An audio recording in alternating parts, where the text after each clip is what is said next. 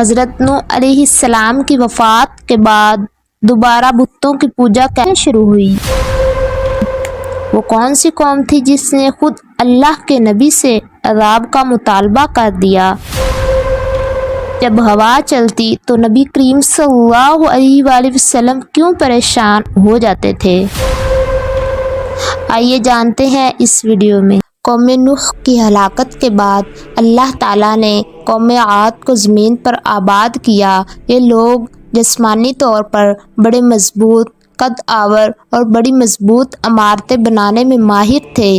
اللہ تعالیٰ نے انہیں خوب مال و دولت سے بھی نوازا تھا۔ قوم عاد اپنے جسمانی قوت کے غرور میں اتنی آگے بڑھی کہ اس نے اللہ تعالیٰ کو بھلا کر اپنے ہی ہاتھوں سے بنائے ہوئے بتوں کو اپنا معبود بنا کر ان کی عبادت شروع کر دی۔ ان کے 3 بڑے بت تھے جن کے نام سمد، سمود اور ہر تھا۔ قوم عاد کو گمراہی سے نکال کر ہدایت کی طرف لانے کے لیے اللہ تعالیٰ نے اسی قوم کے ایک فرد حضرت ہود علیہ السلام کو نبی بنا کر ان کے پاس بھیجا۔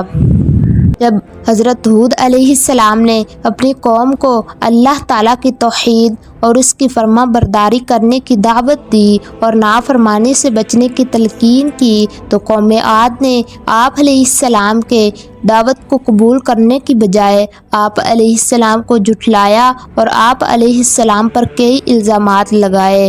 حضرت ہود علیہ السلام نے اپنی قوم کو سمجھانے کی بھرپور کوشش کی اور انہیں بتایا کہ اے میری قوم، اللہ تعالیٰ کے سوا تمہارا کوئی معبود نہیں ہے۔ میں اللہ تعالیٰ کی طرف سے تمہاری خیر خواہی کے لیے نبی بنا کر بھیجا گیا ہوں۔ مجھے تم سے کوئی دنیاوی لالچ نہیں، میں تو صرف اللہ عز و جل کی رضا کا طلبگار ہوں۔ اگر اللہ تعالیٰ نے مجھ سے ناراضی ہو گیا تو مجھے بہترین صلہ عطا فرمائے گا۔ میں تمہارا خیر خواہ ہونے کی حیثیت سے تمہیں نصیحت کر رہا ہوں کہ اگر تم بتوں کی پوجا چھوڑ کر اللہ تعالیٰ کی فرما بردار بندے بن جاؤ تو اس کا فائدہ تمہیں دنیا میں بھی ملے گا اور آخرت میں بھی۔ انسانی تاریخ کا مطالعہ کرنے سے پتہ چلتا ہے کہ جب کسی بھی معاشرے میں ظلم، زیادتی، قتل و غارت، کفر و شرک اور دیگر برائیاں پھیل جاتی ہیں، لوگ شکر گزاری کے بجائے ناشکری کی راہ اختیار کرتے ہیں تو ایسے معاشرے عذاب الہی کا شکار ہو جاتے ہیں۔ لیکن اگر یہی قومیں اپنے گناہوں سے باز آ جائیں اور اللہ تعالیٰ کے حضور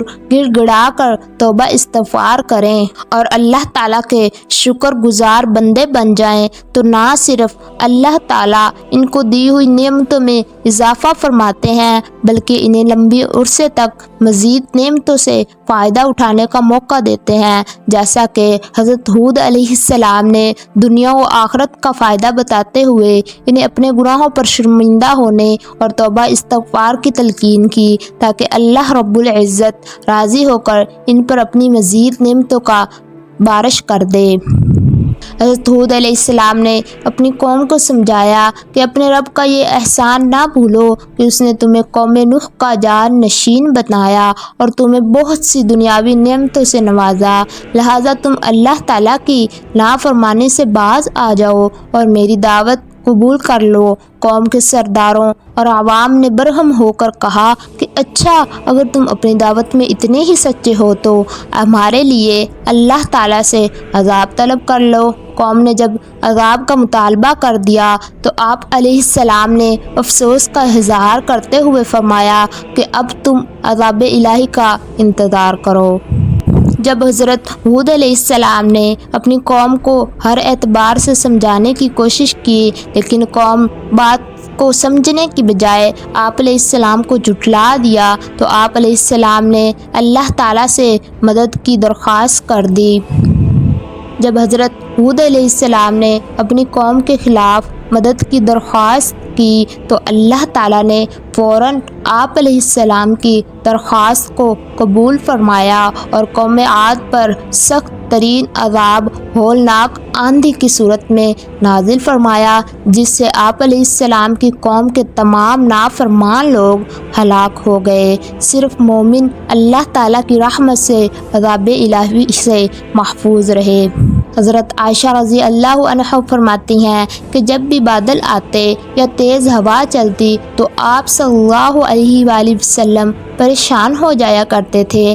میں نے پوچھا، اے اللہ کے رسول صلی اللہ علیہ وآلہ وسلم، آپ پریشان کیوں ہو جاتے ہیں جبکہ لوگ تو انہیں دیکھ کر خوش ہوتے ہیں؟ تو آپ صلی اللہ علیہ وآلہ وسلم نے فرمایا، اے عائشہ، میں کیسے مطمئن ہو جاؤں؟ ہو سکتا ہے کہ اس میں عذاب ہو، کیونکہ ایک قوم ہوا ہی کی وجہ سے ہلاک ہوئی تھی۔ اس نے عذاب کی گھٹا دیکھ کر کہا تھا، یہ بادل آ گیا ہے جو ہم پر خوب برسے گا۔ جب آسمان پر بادل آتے تو آپ صلی اللہ علیہ وآلہ وسلم کبھی کمرے میں داخل ہوتے، کبھی باہر نکلتے۔ جب بارش شروع ہو جاتی تو آپ صلی اللہ علیہ وآلہ وسلم مطمئن ہو جاتے۔ میں نے آپ صلی اللہ علیہ وآلہ وسلم سے اس حالت کے متعلق پوچھا تو آپ صلی اللہ علیہ وآلہ وسلم نے فرمایا، کہیں یہ وہی آندھی نہ ہو جو قوم عاد پر آئی تھی۔